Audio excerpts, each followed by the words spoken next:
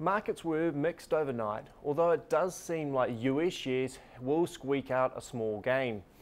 The second quarter for 2010 is coming to an end, and it looks like shares will lose about 8% over that quarter.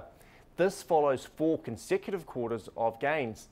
The G20 meeting has concluded, and the consensus is that governments in Europe will need to cut their spending in order to control their deficits. The key question is what impact this will have on global growth. Although for us here in New Zealand, we are somewhat insulated, given that our major trading partners are Australia and Asia. The New Zealand dollar is little changed over the past 24 hours and is still trading in the mid 71 cent range against the US on Tuesday morning.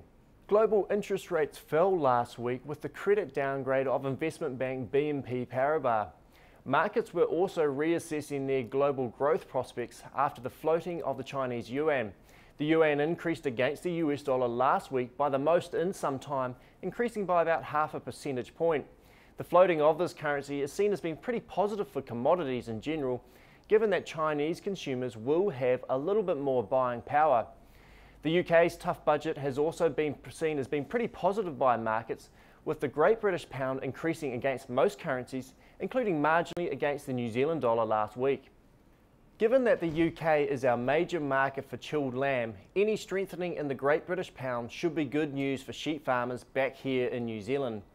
While the pound has slightly strengthened against the New Zealand dollar over the past 7 days, it still remains at very weak levels, and we continue to see it remain this way for some time yet.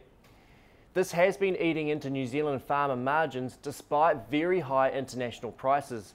UK prices are at very high levels at present, but a cash-conscious consumer is unlikely to be prepared to pay higher prices even though supplies are currently very tight.